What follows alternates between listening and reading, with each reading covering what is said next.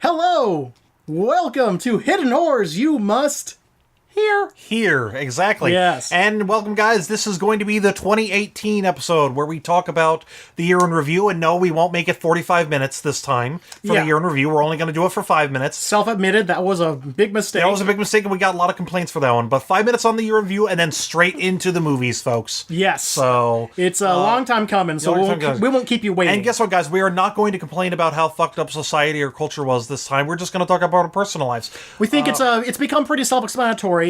Yes. Just watch anything besides this. Exactly. So anyway, 2018 was the first year of my marriage. Had its ups and downs, but I'm still happy to be married to the love of my life, and I love her very much, and we're building a life together. Also, still super proud to have been a groomsman. Yes, made you a groomsman, Sterling. Yes. Also happy, proud we got an apartment together too. I was like, holy shit, that's actually like a hard thing for our generation, for millennials. But yeah, we did that. Yeah. What else? Made a new short film. Shot a new short film in February. It's very esoteric.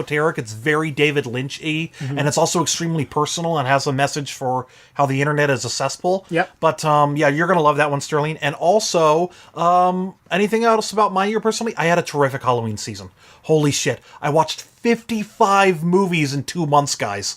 Holy shit! Yeah, you're giving me the look like, what the fuck is wrong with you? I know. You're a machine. Yes, I was. Had a terrific time at Not Scary Farm. Had a good Halloween night. It was a damn good Halloween season. And Christmas season's all right now. So Sterling, your personal year. So my year has been pretty great. It's been a great year for the festival circuit that I'm on. We had our best years of basically all 3 festivals I'm with. Nice. And that's a huge deal, considering, first off, Oceanside Film Festival had its highest attendance of all time. We had a great live screening of Night of the Living Dead, live scored by Morricone Youth. Look up that band, please, from New York. They play live rescores to tons of classic films. And, of course, San Diego Underground and both Horrible Imaginings had fantastic years as well. Yes. Big change for Horrible, too. Oh, yes. It was our first year at the Frida Cinema. And San Diego, fucking fantastic cinema, guys. Yes. Huge shout out to Logan and the rest of the crew there at this art house cinema. If you are in SoCal, please check out their schedule. You will find at least 5 films you want to see on the big screen for the first time. Go see it there. It's one of the few art house cinemas that's ran by people who actually care about movies. They don't just make money off movies. I would call it, this is a bold statement, Sterling, I would call it the New Beverly of Orange County. I think you have to be dumb not to call it that after having enough time there, spending enough time watching enough versions of these films on an actual big screen, and it's a revivalist theater, so you're not going there really to see new films. No, you're going there to see your favorites. Yep. Completely. What the hell was that? Yes, sir. Sometimes they'll show Netflix originals on the big screen. And sometimes on this podcast, too. Where did that come from? I'm sure at some point they'll show Roma. Anyway. Anyway. Okay, so, it's really been, all in all, a really cool year. I think one of the highlights for me, besides the festival circuit, would easily have to be the fact that I've just seen so many of my personal friends make growth. They've really progressed in what they're personally doing. I mean, everyone, even from people back in days of the DIY circuit with the dial and stuff, everyone's kind of coming to their own, doing their own thing. The artists are making money off their art. The people who have had long-time plans to start production companies have done it. They're not doing it, they've done it. And now they're able to take off in that direction. It's just been, it's been a prosperous year for people who have ambition. I don't want to attribute that to the times or whatever. I want to attribute it to themselves and actually just getting off their ass and making stuff happen. Yep. I mean, I've been working my ass off for a decade. Yep. Finally, doing what I want to do. And I really think it's time for people to start thanking themselves for getting them somewhere, as opposed to thanking society or right time, right place. Give yourself some credit. Even you, listeners, you've made this happen by clicking YouTube or whatever you're listening to this on. So When we eventually find a place other than the shitty SoundCloud for this podcast, So, with that said, what else do you have to say, James? Oh, God. Well, we talked about the year in review. We did our little intro. I guess it's time to start with the movies. Now, what I say, Sterling, before we get into our each top 13 horror movies of 2018, let's get this part out of the way for the listener. Okay. And let's just talk about the horror movies that we missed or we didn't get to see this year. That way our listener isn't saying like, oh, they didn't mention this movie. Oh, Yeah, they didn't mention that they movie. might think we actually hated it. We just didn't get the time hate to it. see it. We don't. Even James here can't see everything. Exactly. Even though I watched 55 movies in 2 months for my Halloween season. So I'm going to start it off, Sterling. The horror movies that sadly I didn't get to see this year, folks, was Overlord, that World War II zombie movie. Sterling, did you see it? Did you hear about it? I was able to see that one. Okay, all right. Yeah, so I was able to see it.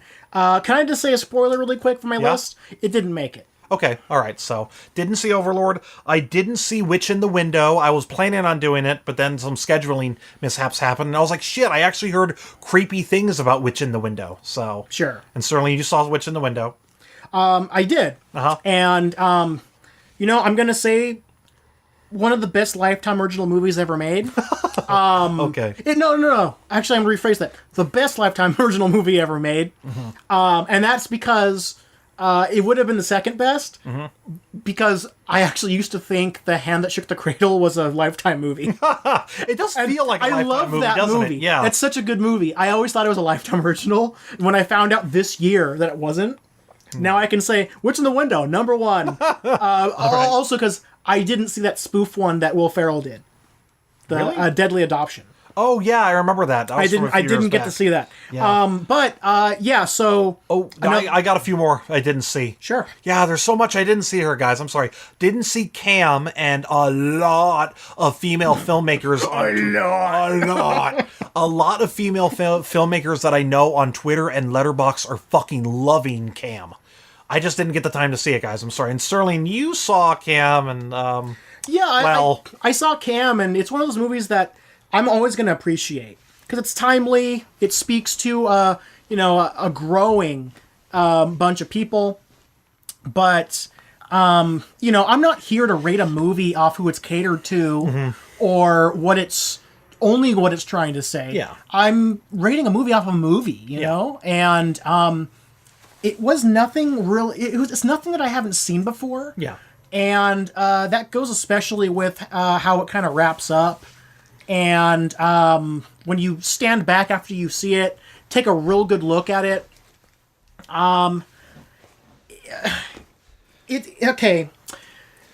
It feels he's trying not to walk on eggshells here, folks. Okay, I know how to say it now. Okay. Blumhouse had a fantastic year in Yes, they did. 2017.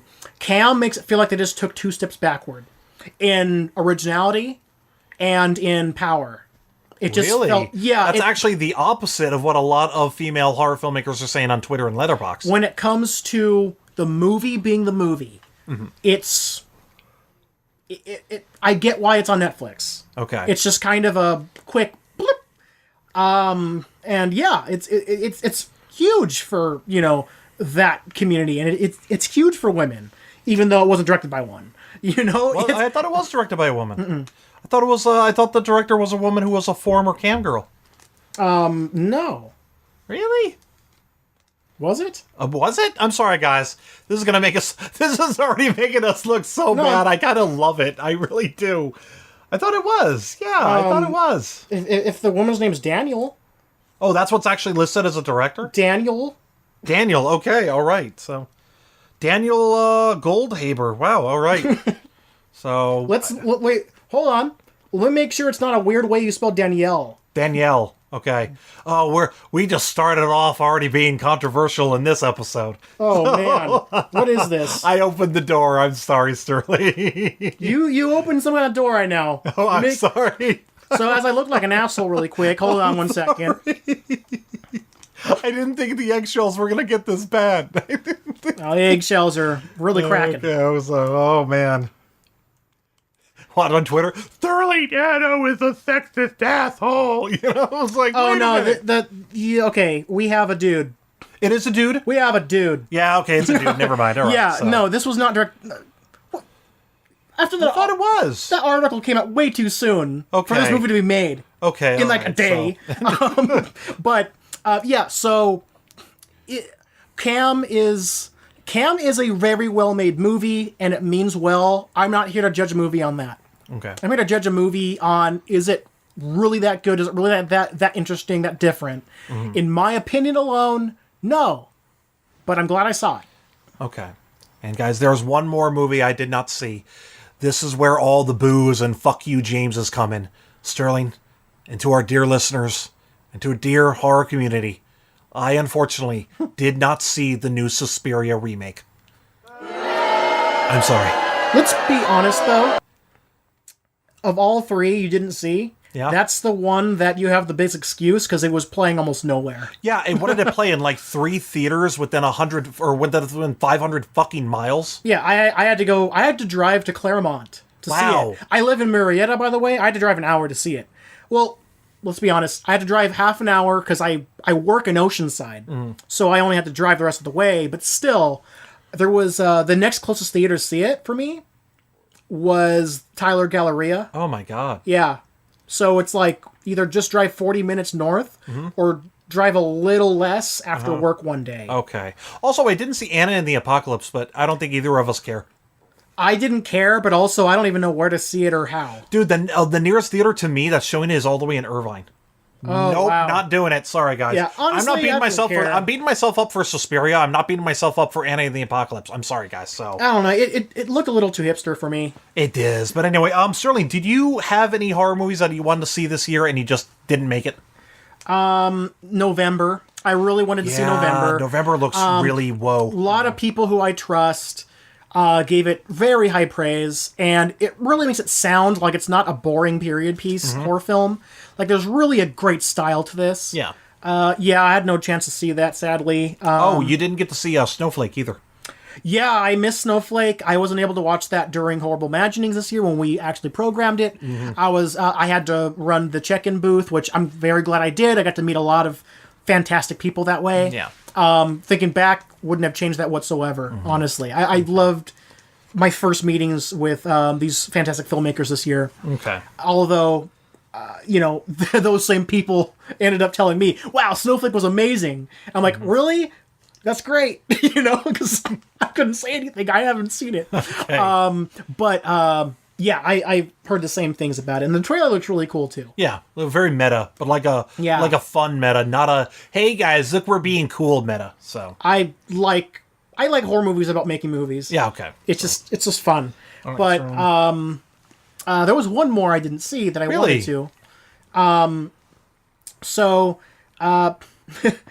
I actually, for fun, just for Okay. fun, I really wanted to see The Nun to make fun of it. Okay.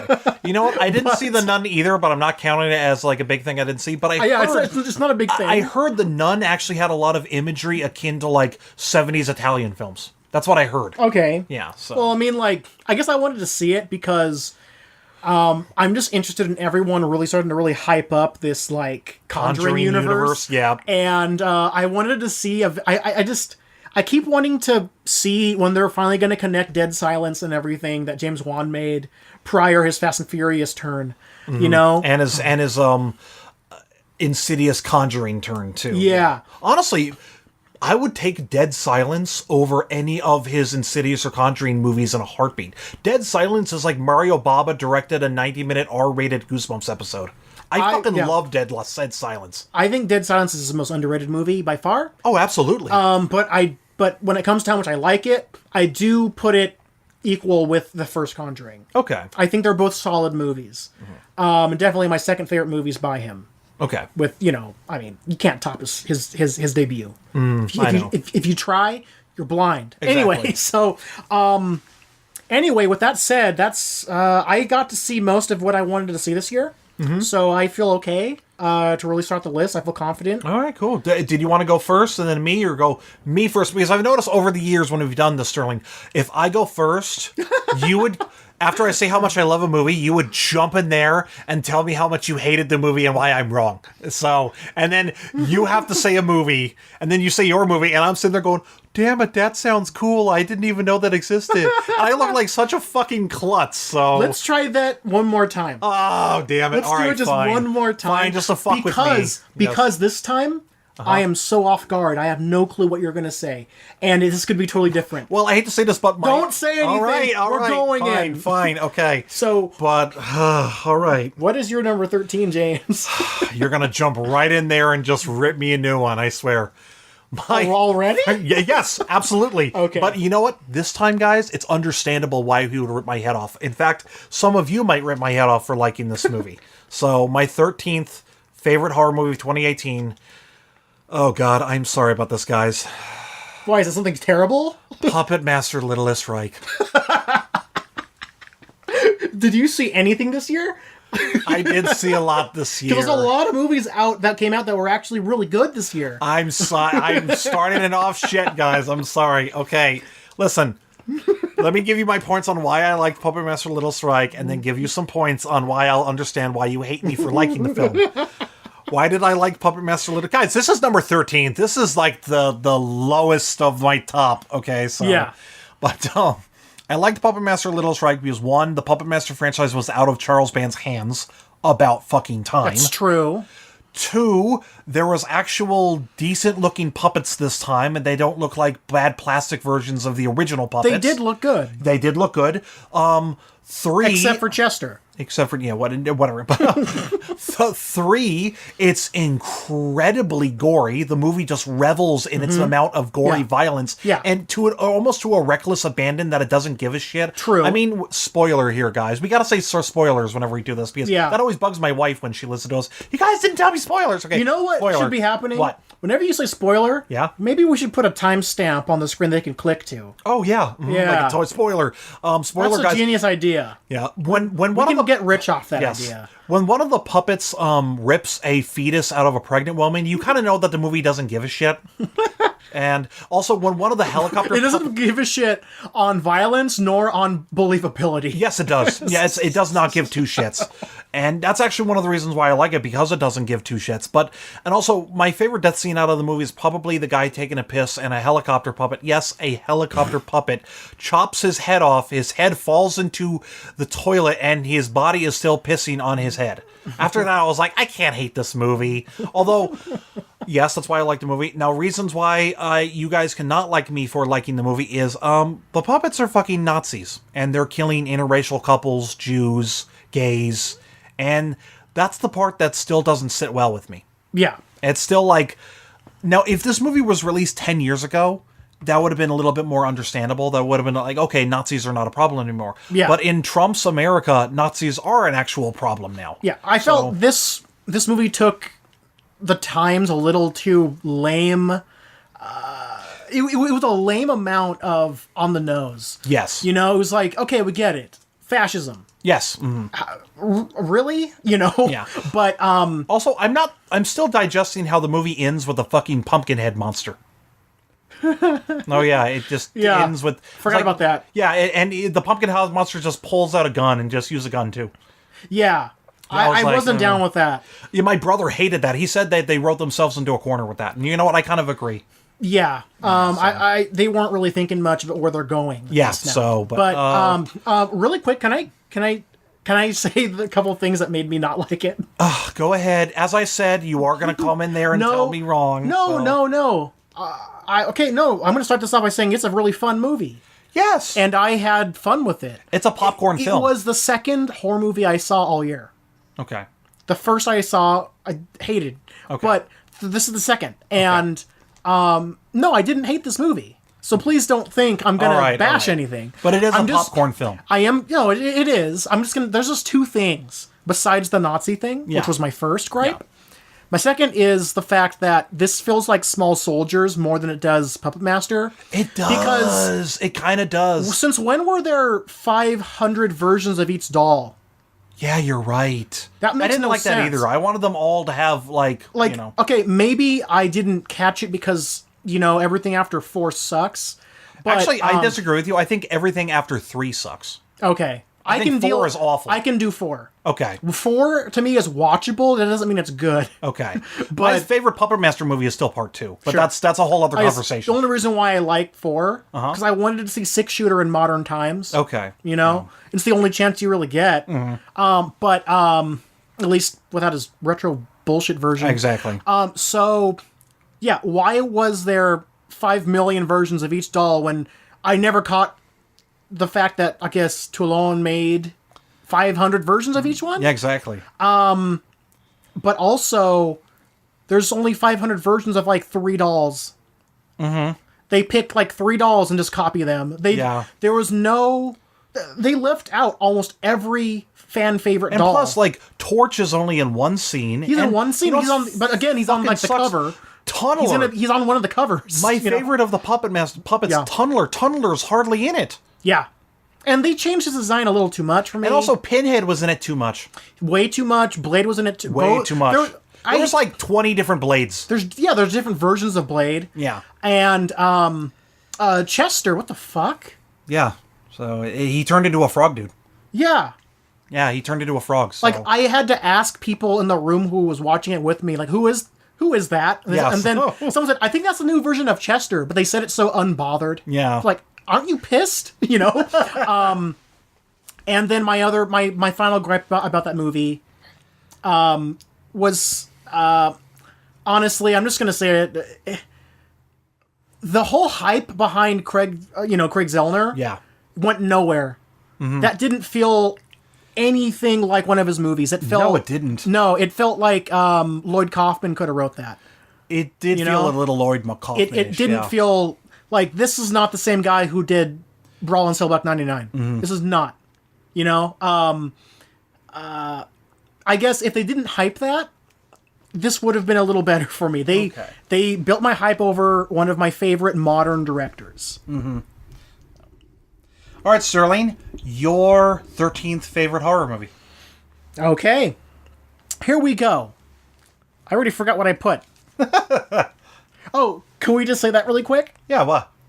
So our lists this year are pretty Wild West. Because we...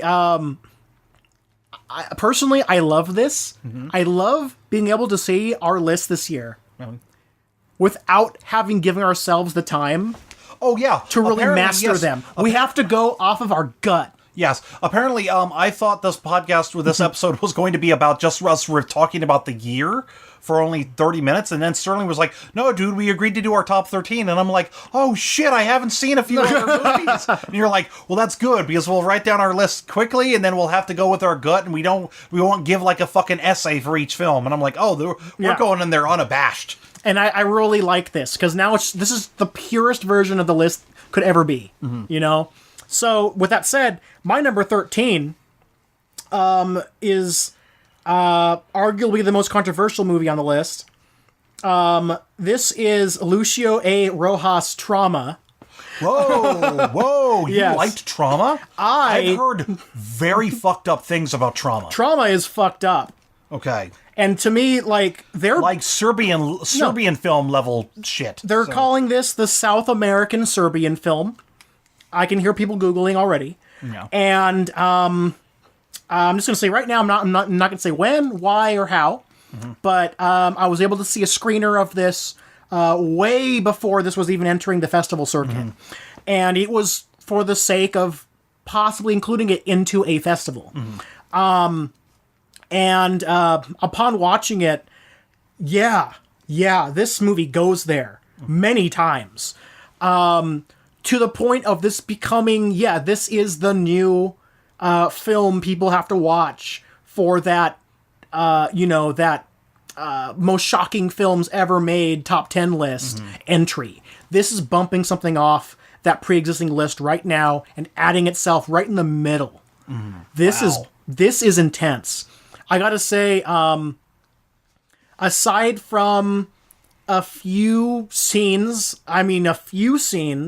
involving some brutal sexual assaults, there's some really insane stuff, including the fact that basically the opening scene is basically a person, spoiler alert, splattering a baby against the wall. Wow. Kind of like the puppy in Hollow Man. Oh, wow. Just by the legs. And that's just because the prisoner chick who's held prisoner won't shut up crying. And so that was her punishment. And I was like, wow, this movie's starting strong, And yeah, basically, the movie doesn't let up at all. It's disgusting, like gross. Basically, I do give it a bit of praise in a filmmaking sense for the fact that they stuck true to this true story it's based on. They marked everything. I read a bit on what it was based on. It sounds pretty close, even though, a lot of it had to go off of interviews. Mm-hmm. So, yeah, insane. And I think everyone should, if you're able to handle that kind of movie, give it a shot. There's definitely memorable moments in this movie, and it's going to become that new, shocking cult classic. A dare to watch film. Yes. So, everyone said the same things about Serbian film when it came out. Mm-hmm. You liked that. Yeah. You were able to watch that, but then a couple of years later, now it's recognized as, a true feat. This is going to the same place, so check it out if you're into that. Okay. Well, my number 12 horror movie of 2018 is a movie that, technically it's a 2017 movie, but technically we got. There's going to be a lot of tons. There's going to be a lot of that because a lot of foreign releases do that, and this is a foreign release, and a lot of festival releases that we saw last year. Yeah, exactly. Could have ended up this year. So, but this is a movie that went into theaters in Britain last year and then made it to Netflix this year, and that is David Bruckner's Ritual. Oh, okay, cool. Yeah, Ritual. Ritual is a film that is, I would call it a survival in the woods from a big fucking monster movie, but it actually takes a more psychological turn and much more character development. Mm-hmm. It's, the backpackers, they're backpacking in the forest in Sweden, celebrating the death, like an honoring of a friend who died during a liquor store robbery. Yeah. And one of the friends is going through trauma because he could have saved his friend, but he didn't. So it kind of capitalizes on that. But I also loved how the movie builds itself. We don't see the creature until halfway through, but mere God, the build-up to that creature is creepy as hell. When they storm into that cabin and they find that mural thing, I was actually getting kind of goosebumps. Sure. And then when we get to the actual creature, it's not necessarily terrifying. It's just weird. The creature is like, you think it's a statue, then it's a horse thing, and it's like, what the fuck is this thing? So the creature in this movie, probably my favorite character design. Yeah, it's like, wait, of the year. It's such a cool looking thing. It's a cool creature. Yes. I have to call it a thing because I don't really know what it is. Yeah, no. So there's rumors that it's the son of a ancient Nordic god, but it's like maybe that's something the locals believe in, but you don't know. So, but I like the film because it takes an emotionally turmoiled character and throws that in there very much with the creature itself. Sure. It's not just backpackers getting attacked by a creature. Yeah, there's a lot of dying friendship. Yes, fear in this movie. Mm-hmm. A lot of anger towards the brother, as you could probably call it. And also, they have a really, really weird word for a gooch. They call it a bridge. Yeah, what's never heard that before. Yeah, honestly, to any of our British listeners, really, is that what you guys call that? Yeah, like when you watch Jackass the movie, when they use the muscle stimulator on I think it was Knoxville's gooch, right? Yes. Or was it Dave England's gooch? I think it was Dave England's. Dave England. Yeah. Did you guys go like, oh my god, my bridge hurts, or like? Yes. I'm interested. That's kind of, I've never heard that slang before. Okay. I like how we start off with monsters and character development, and we go to like fucking like genitalia. Yeah. Okay, all right. But the name makes so much sense. It does, because it's a bridge the connective tissue, the genitalia and the asshole. Yeah, between the dump and the playground. God, you British people are brilliant. Brilliant. So literal. It's great. Yeah. Ritual is a fun but grim monster in the woods movie. Yeah, I didn't laugh much during that movie. No, there was nothing fun. There's nothing really like haha about Ritual. The first 10 minutes, the funny friend guy is funny. Yeah. But he ends up in a lot of pain. Yes. So, but yeah, Ritual. I very much enjoyed it. I was like, okay, yeah, that's one of the few good Netflix pickups. Yes, honestly, say. I can't say much about Apostle, but anyway. Let that slip. Anyway, okay. Sterling, your 12th horror movie of 2018. My number 12th. Wait, what did I say? You're in 12th. My number 12th. Okay. The 12th thing. So. Okay, my 12th favorite film of the year. And really quickly, before I say this, I need to remind my listeners at home that I saw a lot of movies. So a movie being this high up that everyone saw doesn't mean it's bad. It means it's the 12th best movie I saw a year out of like 100. Okay? That's fine. Okay. Doesn't mean he hates the movie. Guys. Exactly, it doesn't. I didn't. I really, really liked this movie. Okay. And it's A Quiet Place. All right. I before we started the podcast, me and James actually brought this film up, and I needed to really reiterate the fact that this is a fantastic directorial debut from someone who's never directed something feature length, but also someone who quite openly hates the genre in which he's directing in right now.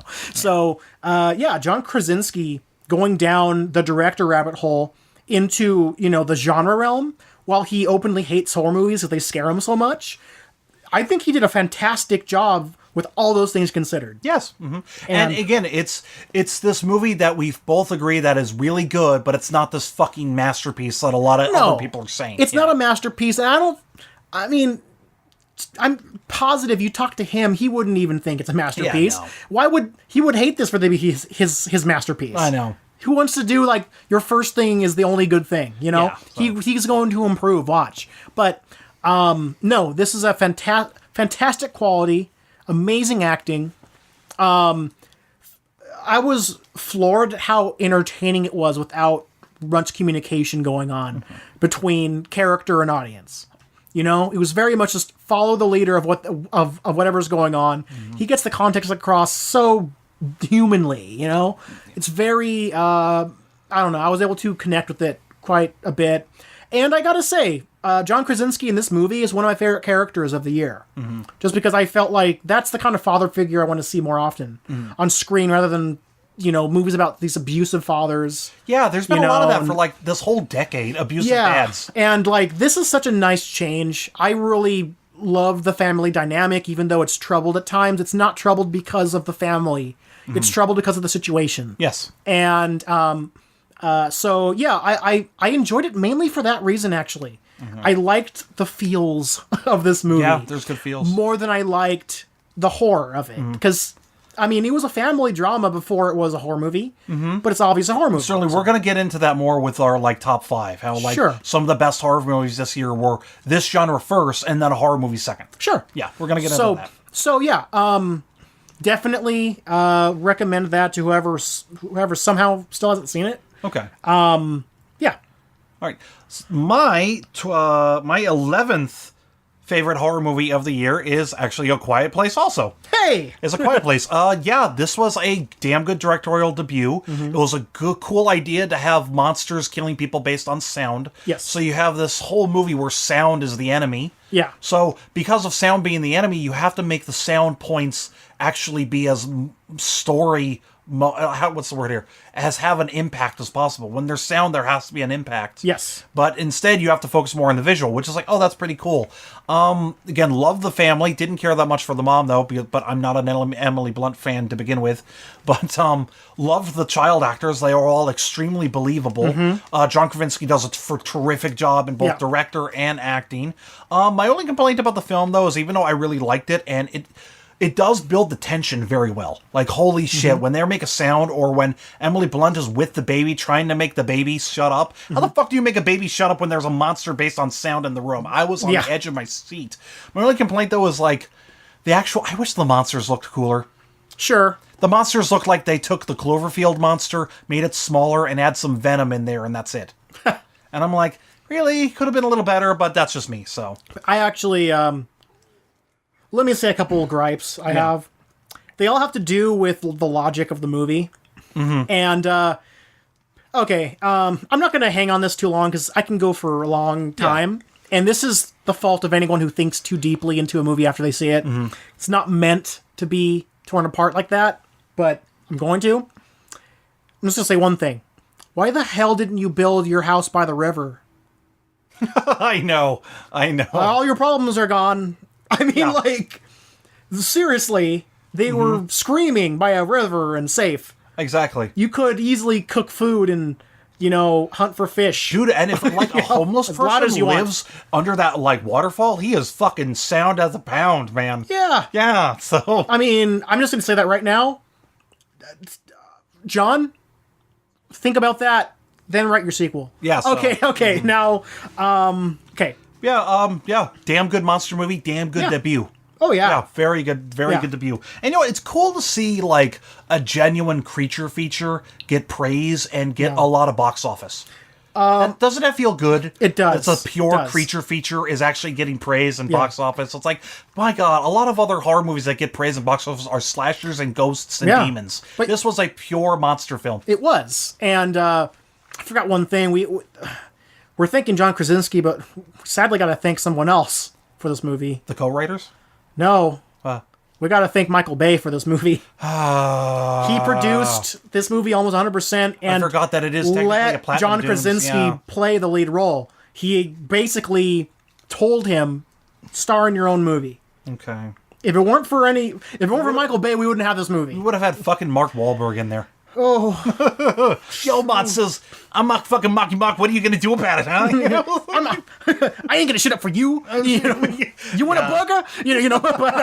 But yeah. So why does he doesn't even talk like that anymore? I know. Okay. Anyway, he's always gonna stick with that to us. Yeah. So that was my 11th. Okay. Yes. So you started off. So wait, are we on your 11th or your 10th? I'm already getting confused now. I'm sorry. We're on my 11th. You're on your 11th. Okay. Yeah, I'm on my 11th. All right. So your 11th. Okay. Now, my 11th is, I think, the longest movie on my list. I'm pretty sure. Yeah. Like longest runtime? Yes. Suspiria? Yes. Okay. All right. Suspiria remake is my number 11. I can't chime in. I didn't see the movie, guys. Yeah. So I'll just I'm not going to say too much. I want you to enjoy your first watch. Okay. Fresh eyes. So, the remake of Suspiria is best watched if you go in, shut the fuck up, and just watch a movie. Stop comparing it to stuff. The original. Yeah. This is Luca Guadagnino didn't make this movie to be compared to the original because he knew, as a huge fan of the original, he couldn't top the original. He's trying to make something so different from the original while keeping all of the themes and context of the original, just changing how you experience it. That this is a whole nother movie. This is just a dark witchcraft movie that focuses more on dance than the original ever did. So go in thinking you're going to watch a 3-hour Stanley Kubrick-directed Black Swan, and you're going to love it. Oh, wow. Yeah. This is, of all movies made this year, of all horror movies, this is the one that needs to be nominated for Best Cinematography.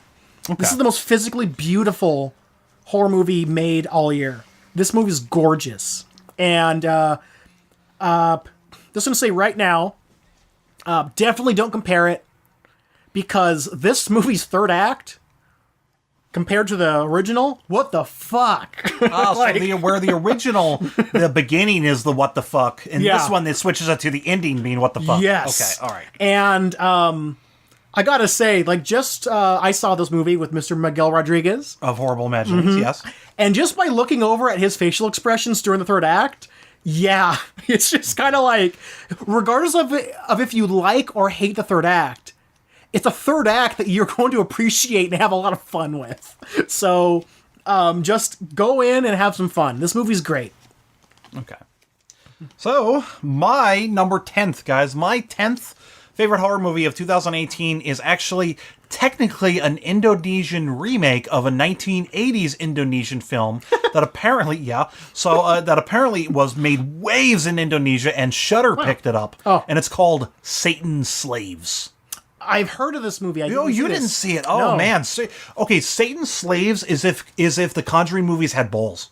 Okay? Is if the Conjuring movies weren't afraid to kill people off. Okay. Yeah. Satan's Slaves is almost like, you can almost say it's a Muslim satanic panic ghost film.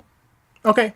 Yeah. It's a family where the singer-songwriter mom, who's famous but has fallen on all times, the mom dies, and the mom's been sick in this family for a few years, so whenever the mom would need anything, she would ring a bell. And the family would have... The mom finally dies, they're mourning her death, and like a Conjuring movie, it's a week later... And might I add, not a very good place to have their house, because their house is right next to a fucking cemetery. Sure. Okay. Not a good plot. Not a good place. So, late at night, the mother's been dead for a week, and one of the little boys wakes up to go get his water, and he hears a bell ring. And you're thinking, oh shit. So, the first half of the movie capitalizes on how...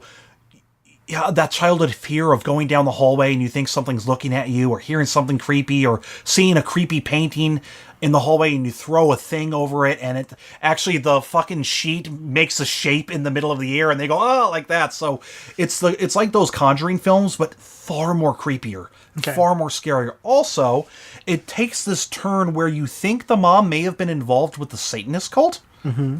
So, and may have made deals with the actual devil. And then the movie turns from a Conjuring film, a creepy-ass Conjuring film, into, oh, look, there's actual, like, Satanists in black suits and umbrellas outside looking at the house for some odd reason. And then the film... Fun times. Then the film turns into a murder conspiracy where several people trying to help out the family all of a sudden died in accidents, and you're like, oh, shit. And then the film turns into, I'm not kidding, Sterling, this is a major spoiler, the film turns into a Tales from the Crypt-style zombie film. With people coming out of the graves and actually attacking the family. And you're going, what the fuck? So, wow. That's a grab bag. That's a grab bag. Yeah, I was not expecting it. And they're all trying to get the smallest child and stuff. And the movie it's a fun film. And this, I watched, after watching Satan's Slave, I was like, this is what the recent Conjuring movies should be. They should be really fucking scary, but also have anybody be at risk of getting killed, and then they also take these left turns where you're thinking, wait, I thought this was ghosts. Fuck no, it's Satanists. Wait, I thought this was Satanists. No, it's fucking zombies. So, because whenever I watch the Conjuring movies, Sterling, I'm sorry, but I feel like everybody's safe. Well, yeah, because they're paid too much to die. Yeah. And whereas the Satan's Slaves, it's like, no, people can die. And so, Satan's Slaves is a terrific turn all the lights off, turn and make sure there's no other noise, and just sit in the dark and watch it kind of a foreign horror film. Sure. So, see, look at this, Sterling. You're smiling. You're like, oh shit, I gotta watch this. So, yeah, Satan's. Really quickly, you brought up the Conjuring things. Can I ask you one question? What do you think about them trying to fit the Warrens into Annabelle 3? Fan service, bullshit fan service, and you're not. Does that mean they're not doing Conjuring 3 now? Maybe, I don't know. But all I know is the Conjuring is basically the Marvel Cinematic Universe of ghost movies. Yeah. But they play it so safe that even Marvel movies take more risks than the Conjuring films. Actually, that's true. I mean, Marvel just killed off half their characters.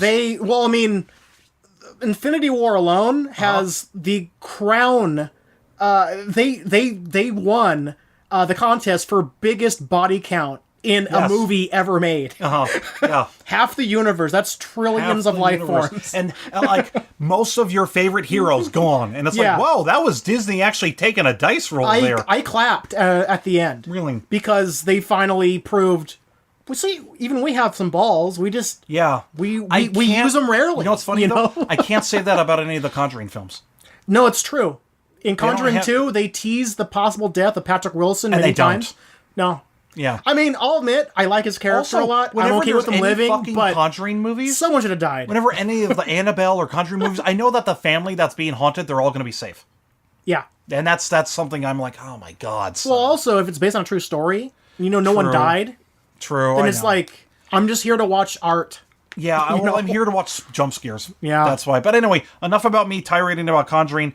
Satan's Slave is a really, really creepy and effective little spook fest. So. Okay. Sterling, you were on 10? Yeah. You're 10? All right. Yeah. Okay. Here comes the part where I piss everyone off.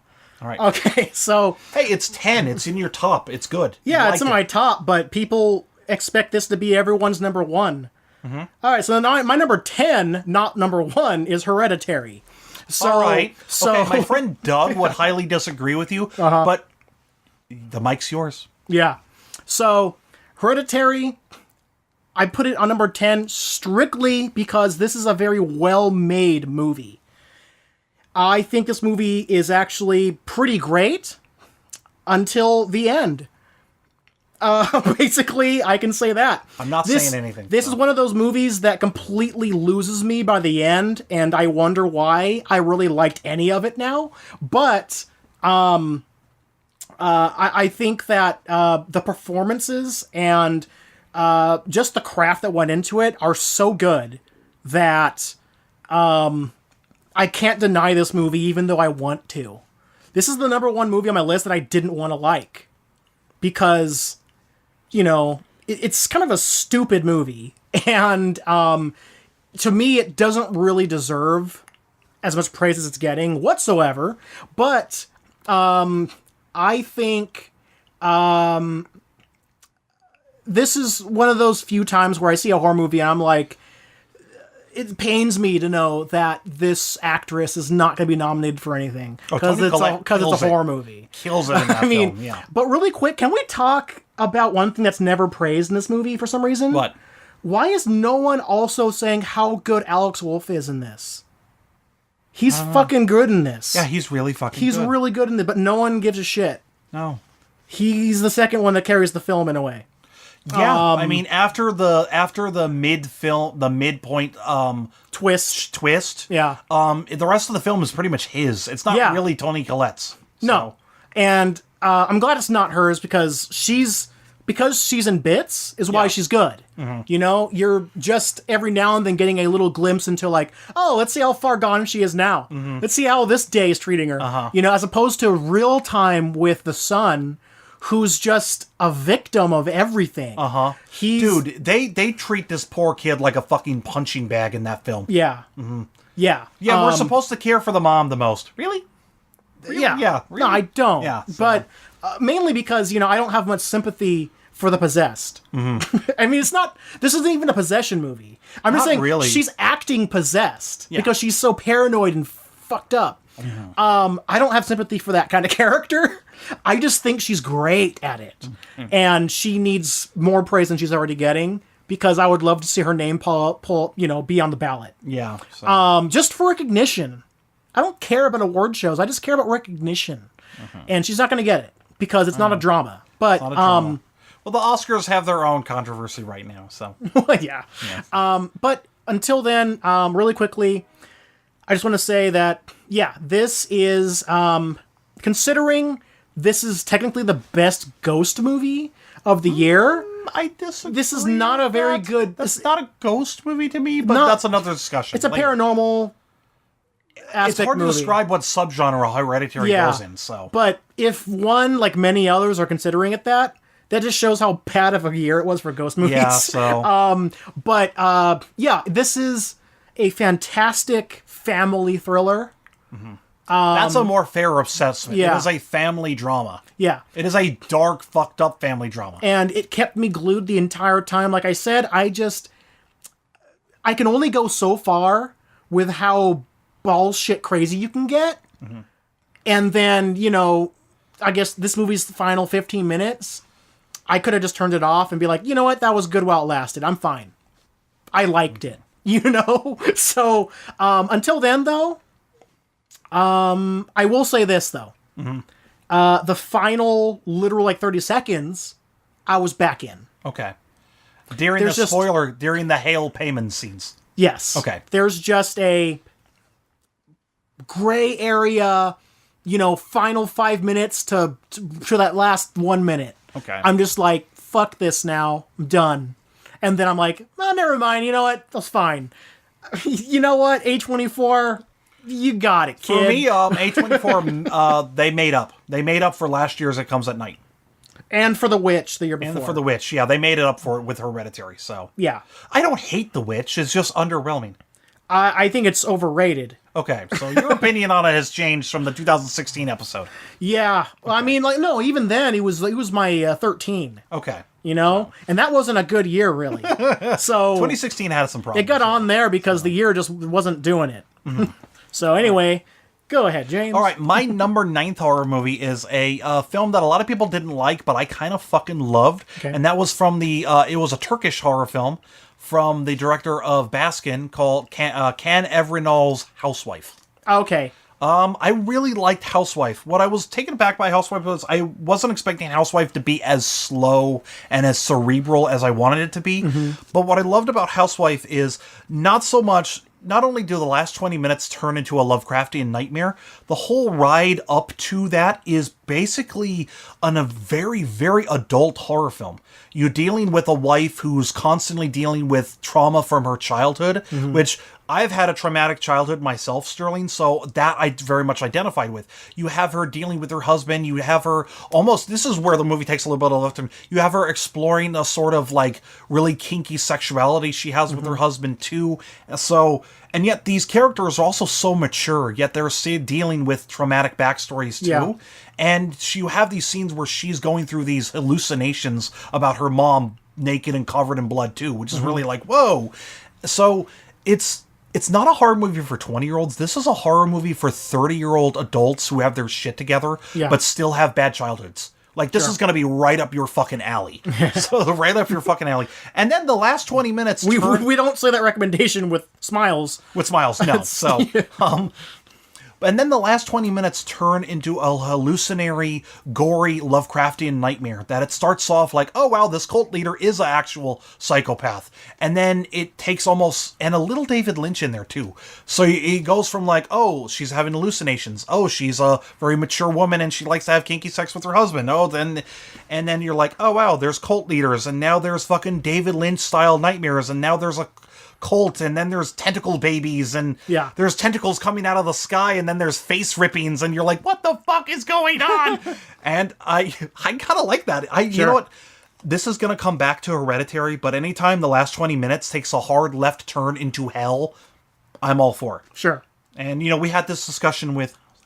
Yeah. So yeah. Anytime the last 20 minutes takes into a hard left turn into hell, all the while being a very mature and thought-driven horror film, I am on that train. Yeah. I am very much on that train. Plus, with it also being Lovecraftian, I love me some Lovecraftian horror, so Housewife is fucking up there for me. Sure. So, a lot of people didn't like it because they said it was slow.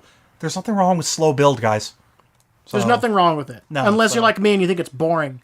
Anywho, I told you listeners he was going to jump in for every one of my picks. But anyways, that's my number 9, Housewife. I kind of fucking loved it, so.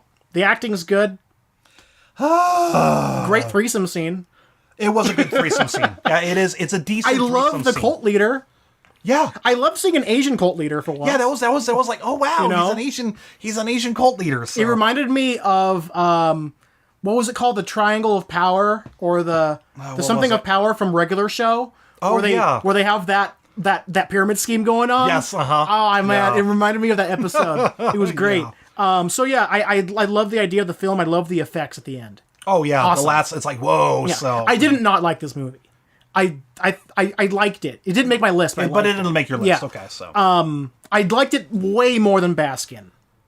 Oh, Baskin's kind of a tough watch. I didn't like Baskin at all. Baskin is what I call. I thought this movie was good. This to me shows his range. Yes, because Baskin felt like anyone else could have made that. Baskin was kind of like a Eli Roth trying to make Hellraiser combined with Hostel. Yeah, yeah. So it's perfect. Yeah, so that's a perfect segment. Yeah, but Housewife, a very mature Lovecraftian adult horror film. Yeah. So okay, so number 9. You're on your 9. Okay. So, my number 9 is actually one of the last films I saw this year. Okay. It kind of came out of nowhere for me, and the poster looked like it was a high school movie, and so when I clicked on it, I was surprised to see actors I totally know and I really like, and I'm like, holy crap. I am completely lost here. So, I was totally down with it. I was afraid I was going to watch another slasher movie, but no. Stuck to its guns, and it gave me exactly what the title is supposed to say it's given me.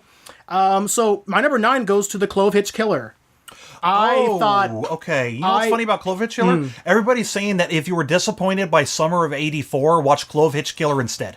With that said, I loved the Clovitch Killer. Okay. So Yes, because Summer of '84 was a giant disappointment this year. the Summer of '84. Can I say really quick? Yeah. The sequel to that movie is going to be about all those kids now in prison as 30-year-olds for sexual assault. Wow, I didn't... Well, okay, never mind. The kids in that movie are sadists who do nothing but talk about masturbating in front of each other for 90 minutes. Wow. That's all they talk about. Okay. I've never seen a Stand By Me ripoff just go down the sexual rabbit hole. It's the most testosterone white male bullshit. I'll even say that. Okay. Because it's... But anyway, Sterling, I hate Summer of '84. We're gonna get to our disappointment list later. But now, Clovitch Killer starring Dylan McDermott. Yeah. Who, if you don't remember, Dylan McDermott was terrific in 1990s Hardware and some of the first few seasons of American Horror Story. But that's about it. Yeah. So And also Charlie Plummer plays the son in this movie, who was awesome in Lean on Pete, which is not a horror movie, but he was awesome. So this film. Did you see this film, by the way? I didn't. Okay. I didn't. Really quickly, I'm going to say this movie deserves to be the poster child film for that slow, fiery, creeping underbelly that exists under every epidermis of the modern Christian family. Ooh. Now I regret not seeing this. This is the ultimate takedown of the family who looks up to Pat Robertson as their president, basically. And but it handles it so kind of drama-esque. It's kind of graceful how it just presents us a family drama who happen, it takes, about this nice Christian family who live in a nice conservative town or whatever. But it's a town that was once ransacked by a serial killer who would, find women, stalk them, strap them up in bondage, and slowly kill them, choke the life out of them. And basically, you can read the synopsis to find out more of what it's about. I'm not going to really say much more. I'm just going to say that this movie is one of the first honest serial killer movies that sticks to its guns and doesn't go down slasher territory. This is a more of a character study of the generational gap between what was once and what could be, and how you can stop that cycle. It's a smart movie. A lot of people also aren't liking this one for the fact that they think it's too normal. They feel like it's more of a drama. It's not. This movie gets intense later on. And it's a really good film for those who enjoy true crime and want to see a fictional spin on that same vibe. It delivers. It's really good. It's really mature. We'll definitely watch this again. Okay. Yeah. Clovitch Killer. All right, my number eighth favorite horror movie of 2018 is a Dread Central Presents film from director Anthony de Blasi that sounds like a torture porn film, but it's really more of a psychological character study called Extremity.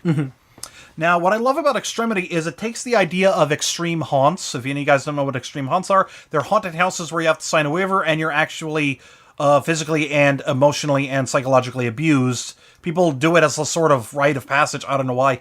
But it takes that concept of that and it takes it too far. Now, you think, oh, it takes it too far from the people doing the torturing. They do like hostile-style torturing. No, it actually takes it too far for the person who actually signs up for it. And that's the twist that threw me off. I was honestly expecting, with a movie called Extremity about extreme haunts, I was expecting a torture porn film. And what I got was like, oh wow, I got a character study that had like multiple twists throughout the whole film. And I had a character, and I also had a movie where the people doing the torturing are really just like people with their own fucking set of problems too. And it really threw me off. Like, that was not what I was expecting.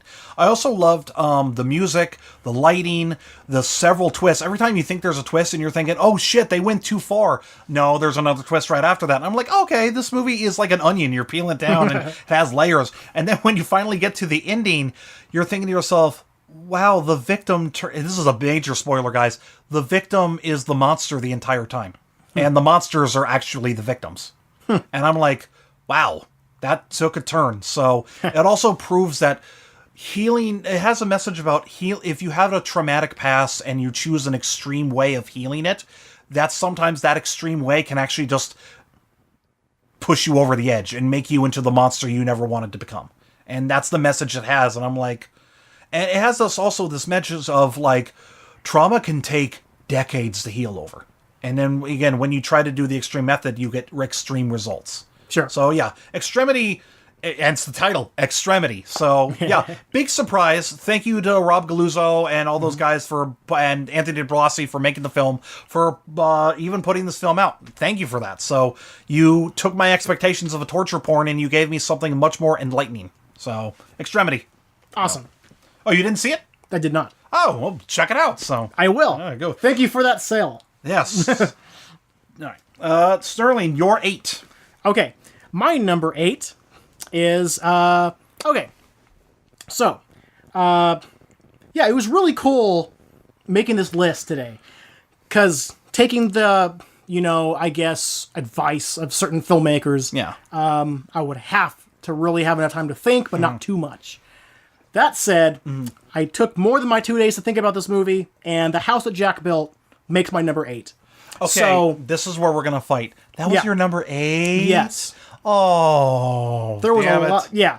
Okay. So, basically, The House That Jack Built, I think it is easily one of his, Lars's, most accessible and easy to love movies. Oh, yeah. Mainly because he's just... This is a movie that most normal audiences can actually watch. Yes. Yeah. Now, he was just giving me what I want, which is a movie that tells itself. It's not an esoteric nightmare of, just himself on screen. Yeah. It's not Terrence Malick with blood.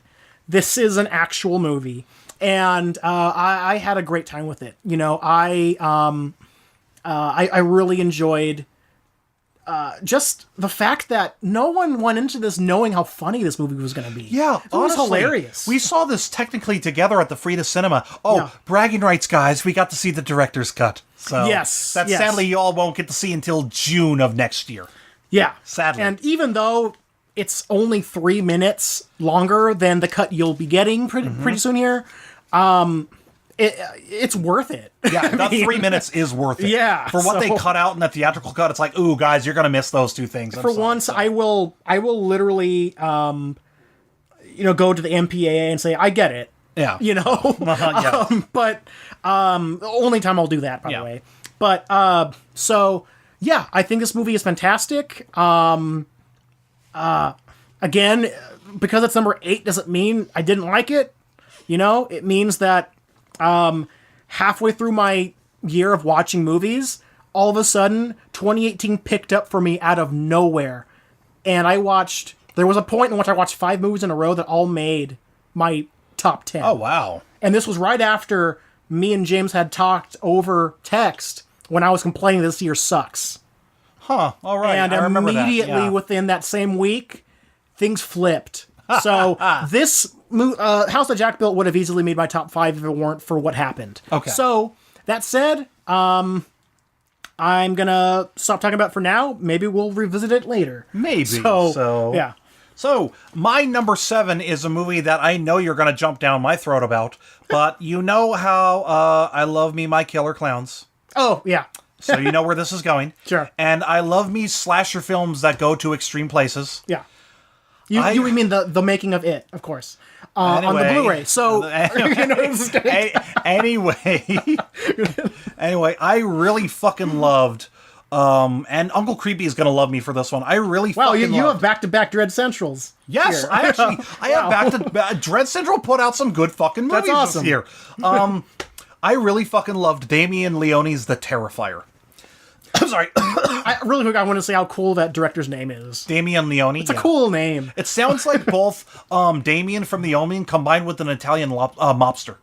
I almost said lobster there. Italian lobster. Yeah, he has the fucking claws. What are you doing to me? Let me pinch you already. I really fucking love The Terrifier. It is a extremely simple and extremely Is it The Terrifier? Yes. Oh, I thought it was just Terrifier. I think I don't know. I think maybe it is just Terrifier. I've been saying it wrong if it's just Terrifier. If it's the Terrifier. The is a throwaway word. But anyways, Okay. it's an extremely simple and extremely to-the-point slasher film of these two girls on Halloween night being tormented by a guy in a clown costume who may or may not be a supernatural being who kills them and other people in extremely gruesome, fucked up ways. That's it. That's all the movie. Basically, that's the movie. That's the script. That's not the the entire synopsis. script. That's the script. But the reason why I liked it so much is its simplicity. The bad guy, Art the Clown, is extremely creepy and terrifying. And then when you see what he's capable of as a slasher is like, oh my god. Plus, I loved how we follow these two girls. But It's funny seeing James even shook by a slasher. Yes. Like, holy shit. But what I love is, this is a major spoiler, guys. We follow these two girls, and then the two girls that we know, one of them has to be a final girl. No, that movie throws that trope right out of the window halfway through by having the final girl get brutally murdered halfway through. And then we're introduced to another final girl, who even then she gets majorly fucked up too. So There's two things I can say about this movie that I really like. yeah. The first thing I can say is that Yes. how this movie starts off with a couple characters who then turn into survivors. Then eventually new survivors come into the picture, and some of the original survivors get picked off, and now you have a new team of survivors. Then new survivors come in, and it keeps on Every cycling group in. of survivors that you think are going to make it, Art the Clown just fucks them it's up. like a constant turnstile Yes, of it's new like- faces it's that come like- in that you think, oh, this person's going to kill him, this person's going to kill him, and you're kind of wrong all the time. Yeah. But even when you're wrong, then you're wrong about thinking someone's actually dead, but then you're okay, because then he finishes the job. Yes. You know, so it's constantly giving you new material. Not only that, but like Art the Clown also breaks. It's almost as if Art the Clown knows the rules of a slasher film and purposely breaks it and looks directly at you and laughs at you. Yeah. Like there's another major spoiler where you think the final girl is gonna win, and then he goes "fuck it," and he just pulls out a gun and shoots her. Yeah. Pulls out a gun and shoots her, and I'm like, I have never seen a slasher do that, with the exception of Babyface from Hills Run Red. But most slashers don't fucking do that. You know, also, the entire scene with Catherine Cochran, I'm not going to say how beautiful she is because my wife is probably listening, but the entire scene with Catherine Cochran and the death scene she gets, I remember I was sitting right next to Uncle Creepy from Dread Central, and when he pulls this thing and she's hanging there, legs up, and I'm like, no, it's not going to go that far. No, no, he's not going to, oh my God. And my mouth dropped, and Uncle Creepy from Dread Central was looking at me, laughing at me as Catherine Cochran's death scene was happening. And it's like, It was an impressive death it's scene. an impressive death. It's like, wow. And that's why I have to give Art the Clown credit, is because not only does he break the rules of a slasher film, but what he does to the victims are just so fucking brutal. Then when you think it's done, he wears a woman's skin and walks around like a fucking lady, all like, la, la, la. And it's all like, it's such a, it's not only is it brutal and it's simple and straight to the point, it's almost, you can say that it's a slasher film that borders on a nightmare. Yeah. It really does border on a night film. And it's a fucking clown doing it. And I'm like, Yeah. wow. So Really quickly, though, Yeah. my this leads into the second thing I really liked about this movie. Yeah. Is that Art the Clown never breaks his own rule.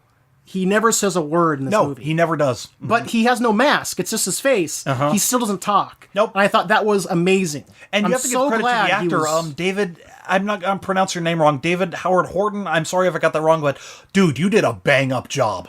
Yeah, I thought great portrayal, and I just love how they didn't ruin it by making him say a funny line or something later in the movie. You know, which they had every opportunity and they didn't take it. Nope. Bravo. Instead, one of the women is in screaming torment, and instead of saying anything, he pulls out a fucking clown horn and goes honk honk. You know, it's like holy shit. Yeah. So It's honestly, like if Bugs Bunny was a serial killer. yes, that's the perfect acceptance for Art the Clown. It's like if Bugs Bunny didn't talk and he decided to be a slasher instead. Yeah. Yeah, that's the Terrifier.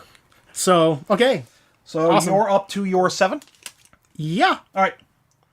My number 7. Sorry, my things are out of order. Okay. They're just around. I have to look for the numbers. There we go. So my number 7 is by a director who I haven't liked a movie by in quite a while. Okay. A really long time. Like 10 years. Oh, wow. So, and I wasn't expecting to like anything he was ever going to make again at this point. I just thought his magic had left. But no, this year he made something that I absolutely adored. And I think he really hit the nail on the head with what he was trying to get across, visually and contextually. So my number 7 goes to Steven Soderbergh's Unsane. Whoa, Yes. whoa, hold up. Back the fuck up. Yeah. Because, like, Joshua loathed this movie. This. All right, fine. You want to throw that under the bus. Joshua loathed this movie, and honestly, for Wait, no, who? Joshua Sutton. Okay, I'm used to hearing him called Josh. Oh, Josh. So Sorry. Joshua, Josh, who's Joshua? Okay. You know, so- Josh fucking loathed this movie. That's And fine. honestly, You're allowed to. I felt it was all right, but take it away. Sure. Hey, if people hate a movie I love it more. Okay. So basically, I absolutely loved how Soderbergh took his current experimental mental kind of run of things, and finally applied it to something that tells a story. It's not just him remixing an old movie or giving us a new way to watch Psycho. He's actually kind of getting a point across visually. So I absolutely loved this movie that kind of, to me, strikes fear into my heart for what is going on.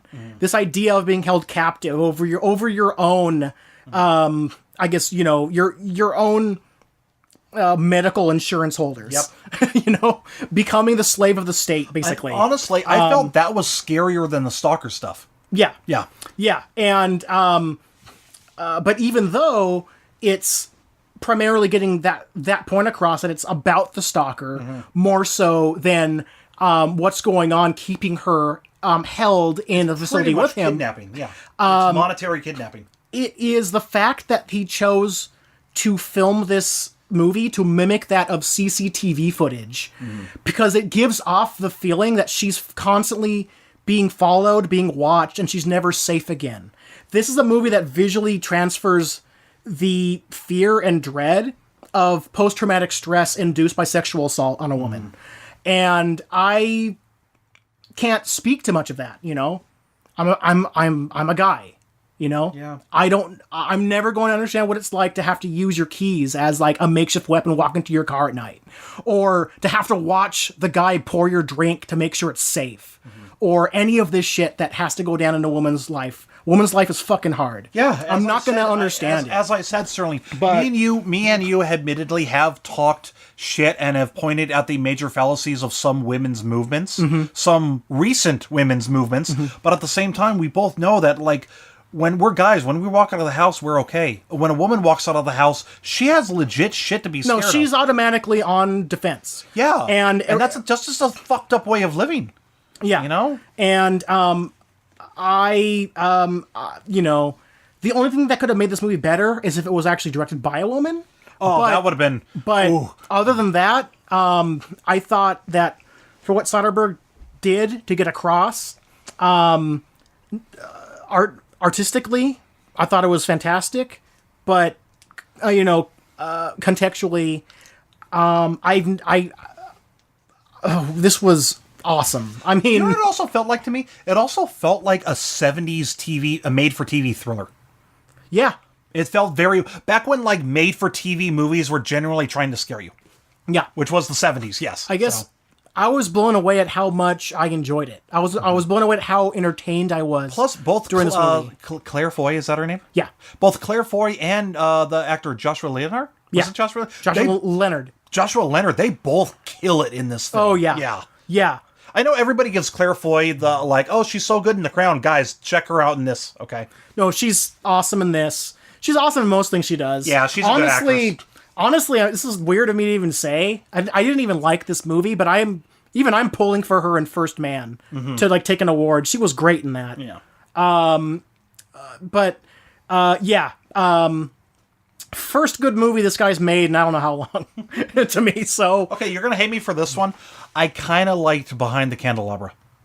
oh, really? Yeah, I liked it. I didn't see it. Oh, it's actually... I saw a part of it when he was playing on, was it HBO? It was HBO. Yeah, it was an HBO movie. Yeah. And Michael Douglas was killing it. Yes. He was awesome. Mm-hmm. Behind the Candelabra is, I think, a terrific LGBT drama romance. Okay. Like it, what makes a great LGBT drama romance is if you make the gay couple feel like human beings and not caricatures. And Yeah. Blind to Candelabra, they feel like genuine human beings. Yeah. If you make them caricatures, that's extremely insultive towards the LGBT community. Yeah. Yeah. So And they almost did that this year with Bohemian Rhapsody. no, I didn't see that one. Yeah, it was very just.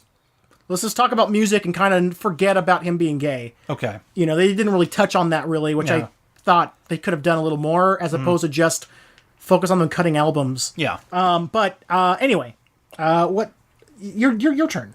Oh yeah, what am I on 6?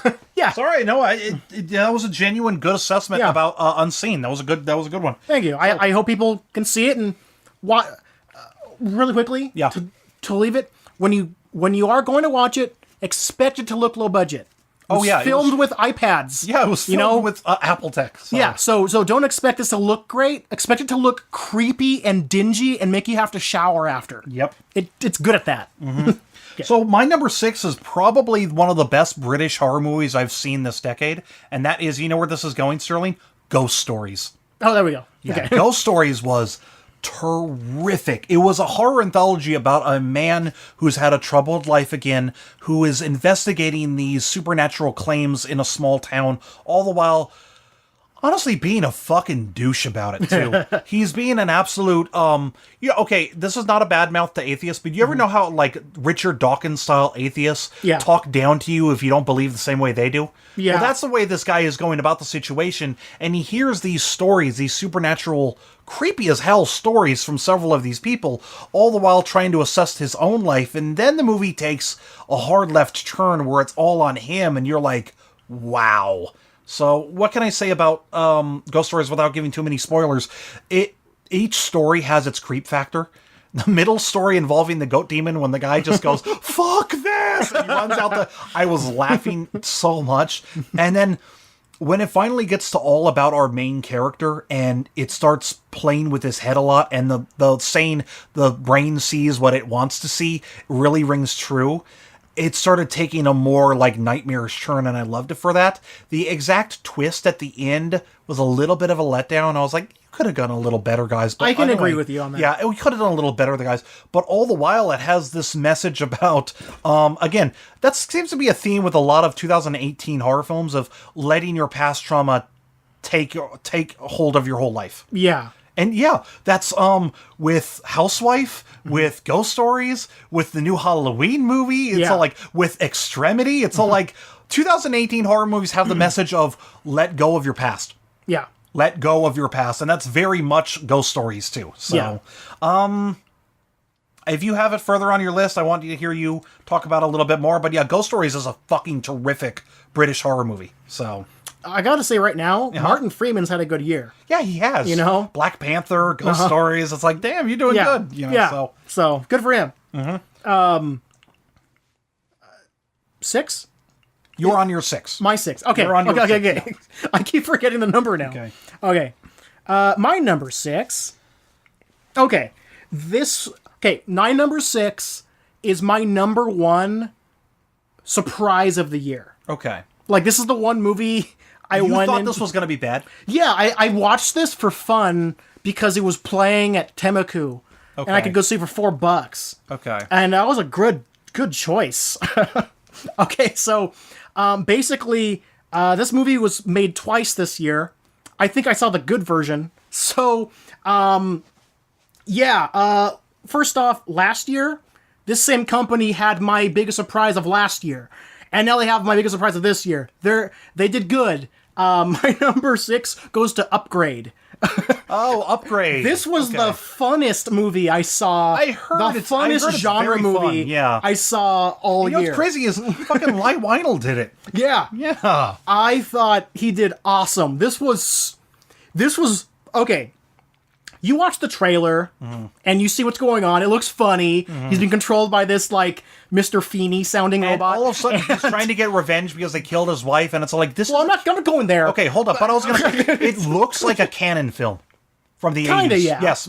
But like, you see the trailer of hokey looking thing where like, wow, he's good at fighting because it's not him fighting, you know, and this sarcastic robot is talking shit, you know, but you know, so then obviously you're going to watch a throwaway piece of crap, you know, but no, I go in and I see that fight scene play out in real time, and because it has the most brutal Mortal Kombat like fatality at the end of that one fight scene, I was sold the rest of the movie.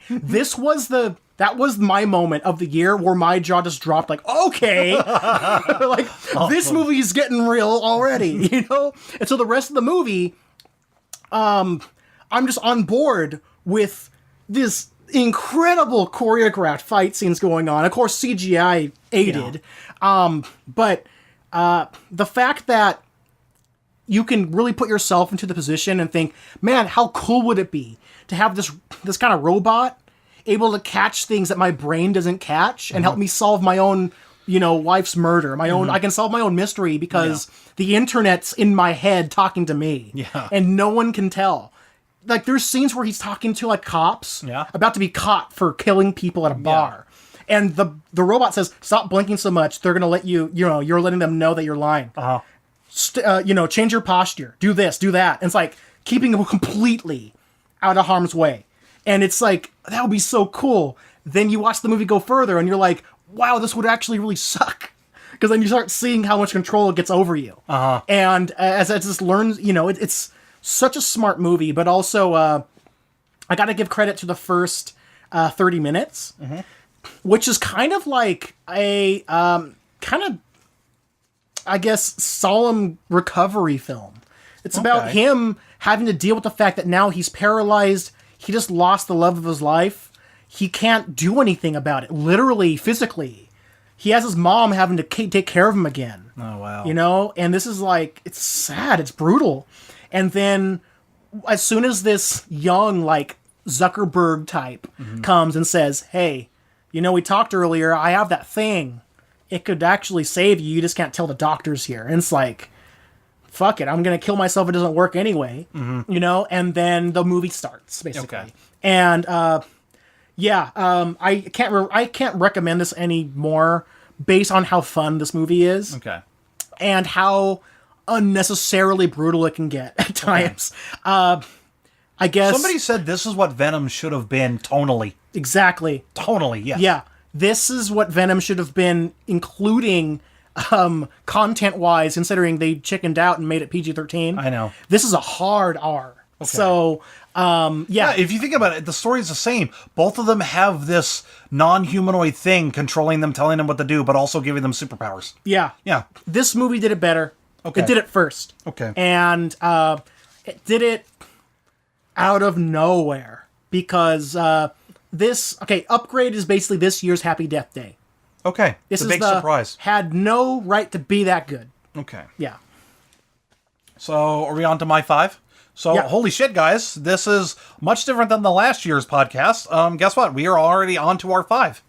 We're on to the top 5, Sterling. So, these are like the cream of the crop of the year.